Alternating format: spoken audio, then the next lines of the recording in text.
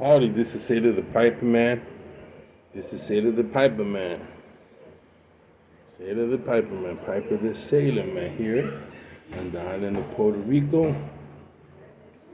Another lazy day, but I'm glad for it because I was able to get a lot of work done in genealogy and helping other people find that were adopted, finding loved ones, and so I tend to counsel them and prepare them for sometimes not so good news, like their real parents not wanting to know them, see them, hear about them. And so here you have an individual going out of their way to track someone, and so usually someone has to come in and be a liaison, meet the person after they're founded and talk to them and kind of mediate, because oftentimes you'll find that some parents don't want nothing to do with the kids, don't want to know anything. So how do you come back and you tell that person that's been searching for so long, hey kid, he doesn't want to get to know you for whatever reason? And that happens a lot. Sometimes there's no closure. You just can't find the person. You know they're alive, but you can't find the person. And that's very frustrating. How do you tell somebody like to move on with their life and make the best of it? So it's not easy. A lot of us that have parents, or father, mother, we know. And if you have a strong family base where they keep a track of their ancestors and their history, so you have a good sense of who you are and where you came from, yada yada yada yada yada. So I was doing that today. I was helping people.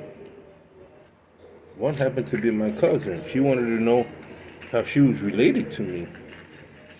4 cousins.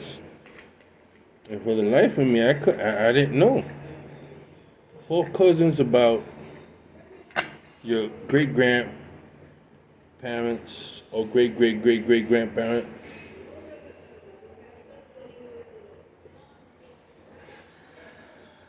Maybe it's your grandparents' brother married somebody else, had kids, they separated, never met, and all of a sudden with the DNA, you can find each other, especially when the old folks are gone and the elders are gone, and you might be all alone or think that you're all alone, and then here you come, you know. So I put it this way: if you're rich, if you're rich, you own nobody anything. You own what you got. My suggestion: do not take take a DNA. Do not take a DNA.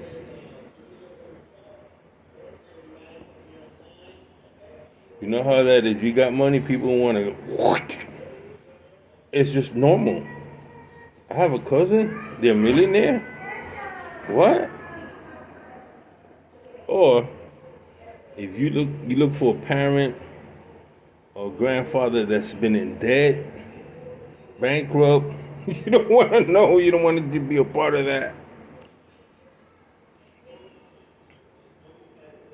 So it's a catch-22, you know. But it's so interesting for some people because you can also track um, diseases. You know, if you find 3 generations of people that died of Parkinson's or dementia or something like that, then you need to go in and take a test or whatever. You know, so it's a lot of genetics is an amazing field. Now, I like the ones where somebody's been put in prison, they blamed him, they railroaded him, and then the DNA exonerates him from the person that did the crime. Everybody has to shut up and eat it, and I love it, man. When justice does prevail, and a lot of times the DNA has helped in that, getting a lot of people out of prison that were railroaded. So I love that, you know. Well, today I also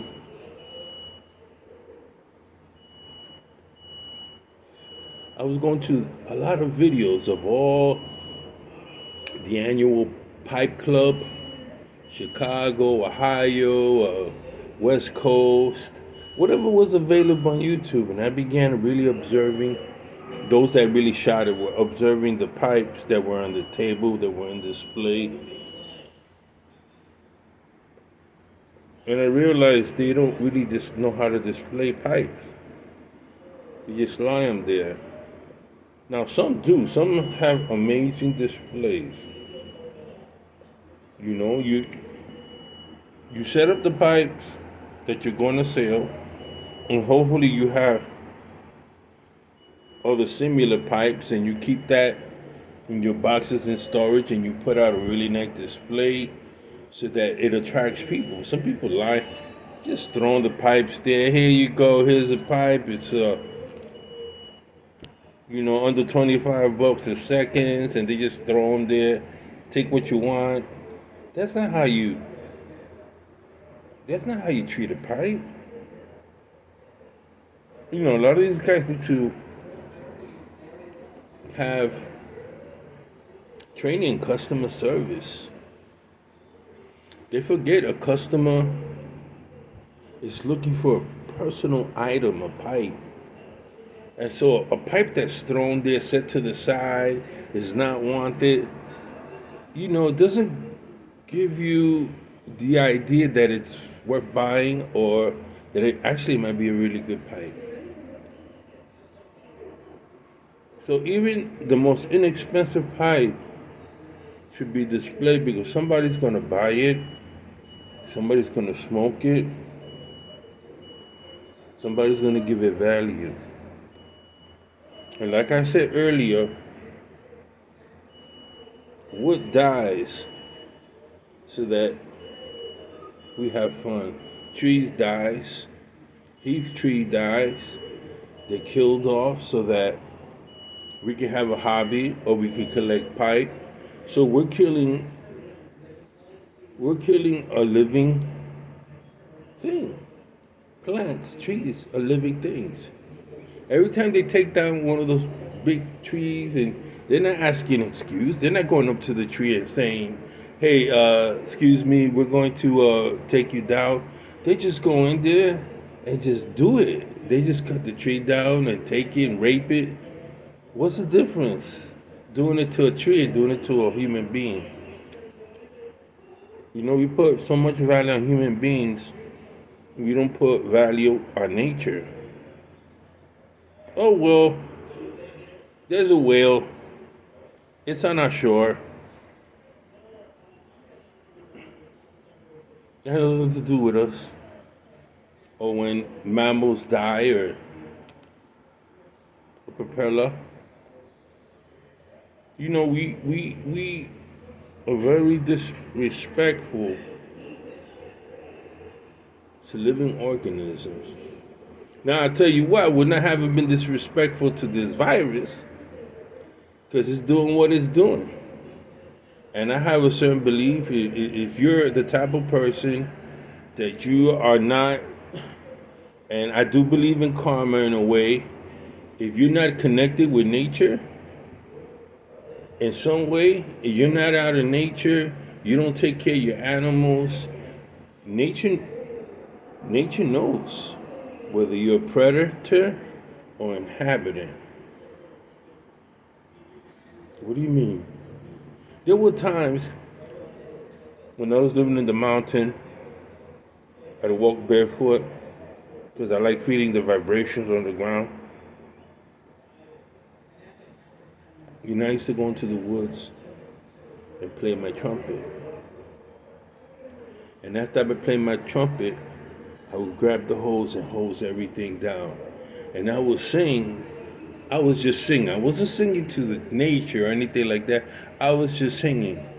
And these living organisms, these plants out there, trees, mango trees, papaya trees, flowers, knew, first of all, what time. They knew I was playing the trumpet. So in a way, they were being conditioned at a certain time I'm going to be there. Even they knew, the animals knew, the birds knew when I was going to open up my um,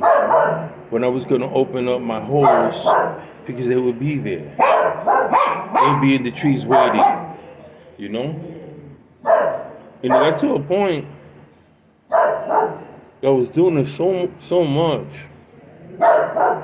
And down in the valley, down in the ridge, like a ridge like that, there's a stream that was dried up.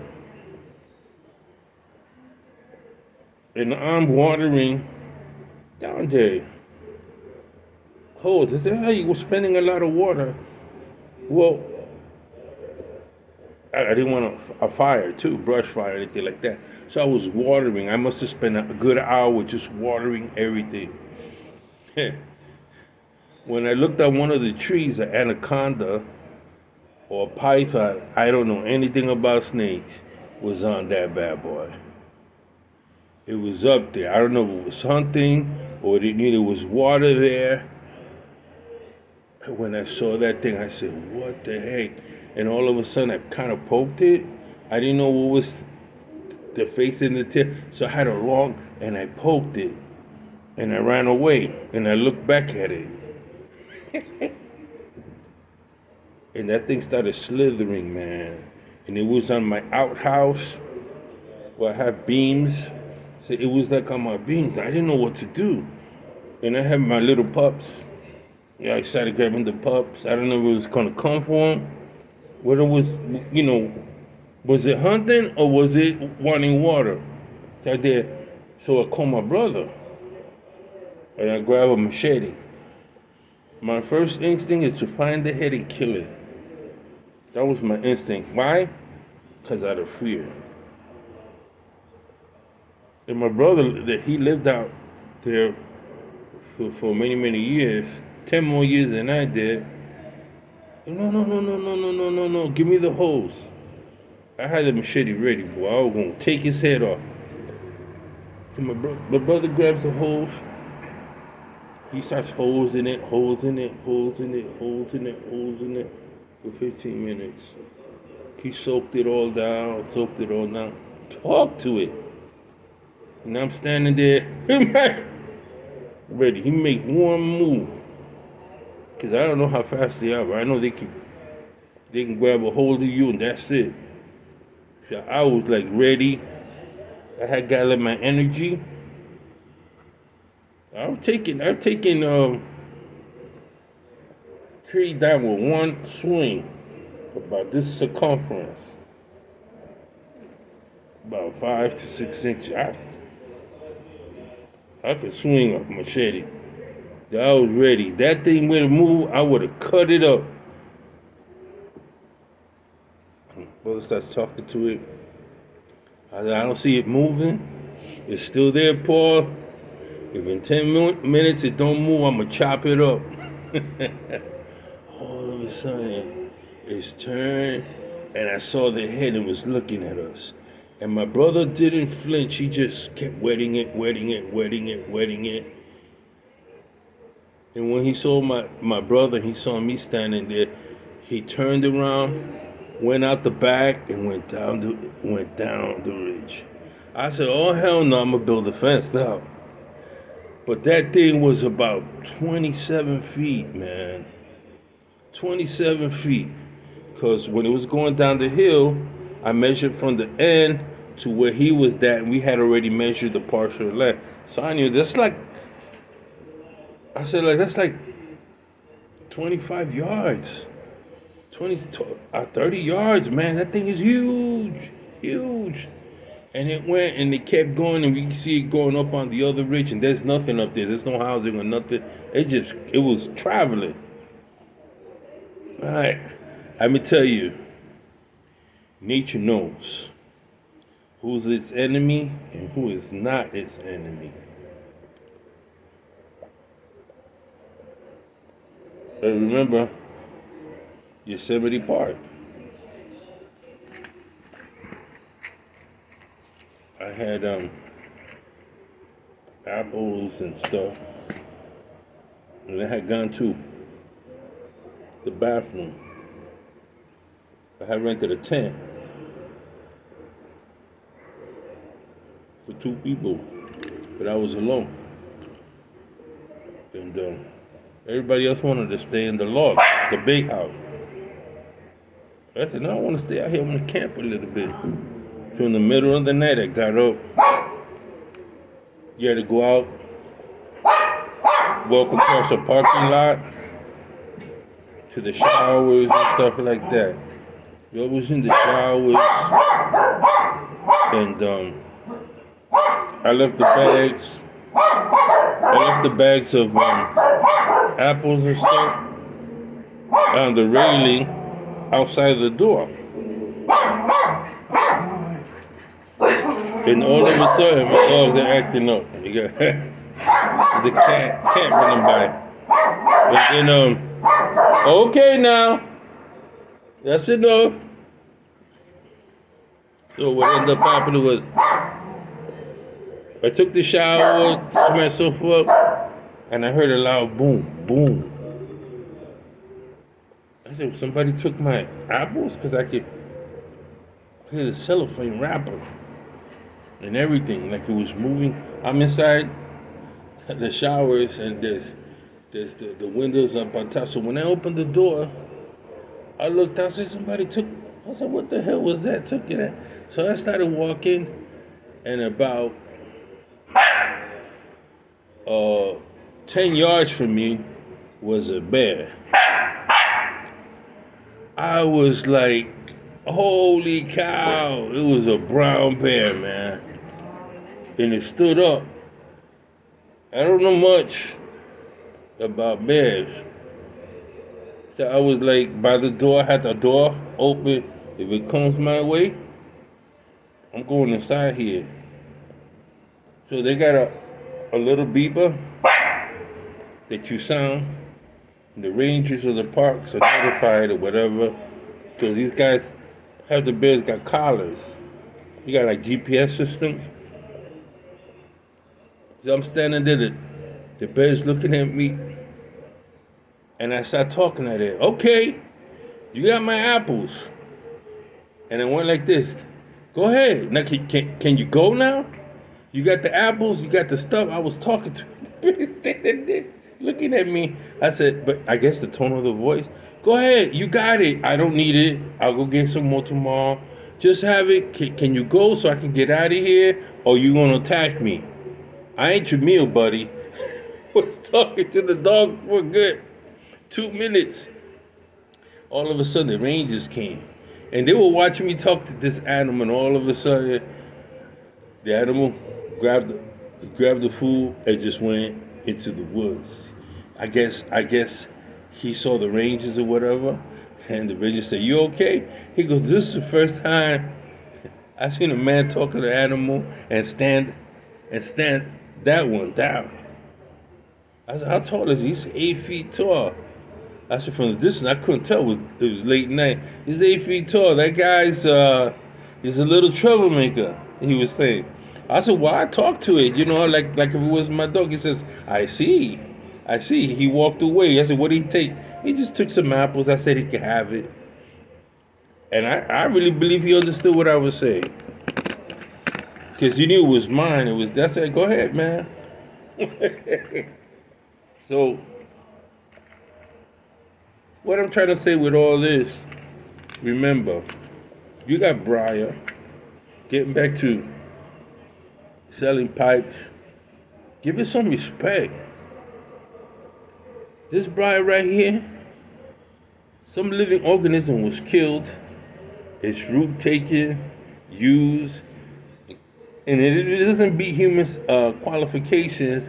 They throw it away like nothing. And you say like, well, that's a waste of a tree. But they don't seem to have that. Many don't think about it like that. I want to collect. I want to collect. Can you make me this? Okay, you making something, but then something's got to die.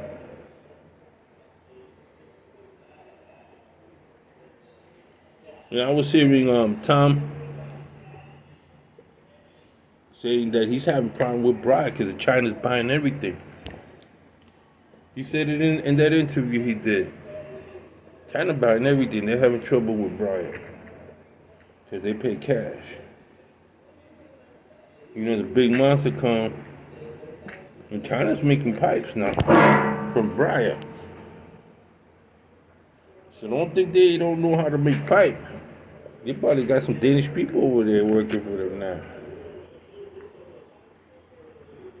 So you gotta give pipe respect. I plan to buy one from Chaz Chenowitz, uh, famous designer, pipe maker for Stanwell. He makes pipes and things, but not for Stanwell. But the classic pipe or bamboo, straight bamboo, they still make them. They sell them because they still have the rights to the design. So I want to get that one. So if I'm getting one of each craftsman that worked for Stanwell, I really I've settled on Stanwell.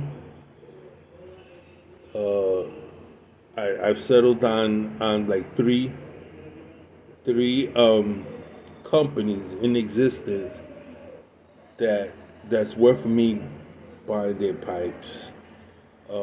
Unfortunately, if I smoked the state pipes, there would be a whole lot of pipes from the '60s and '70s that I would love to buy.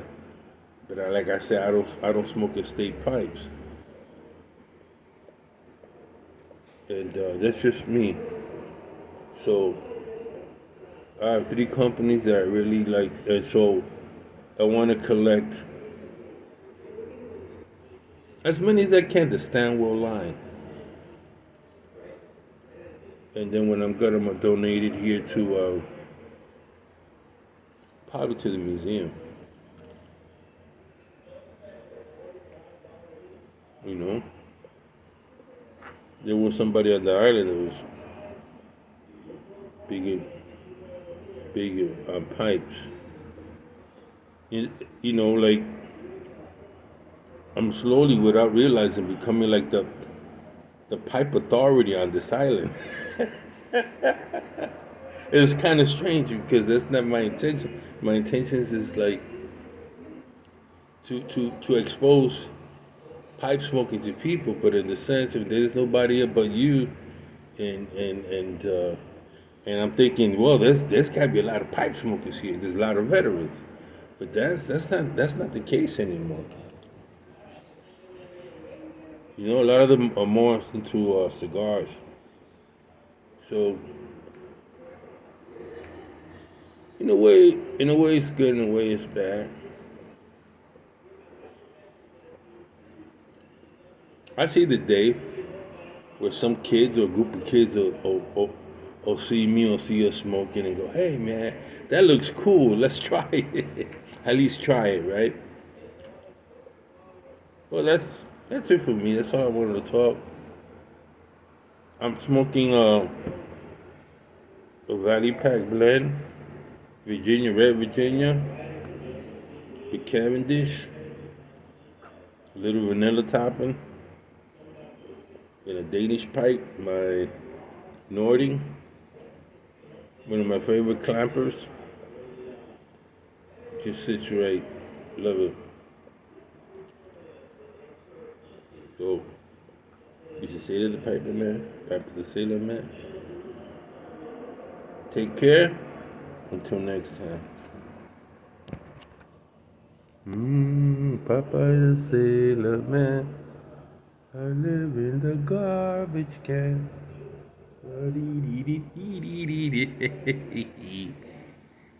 Popeye the Sailor Man.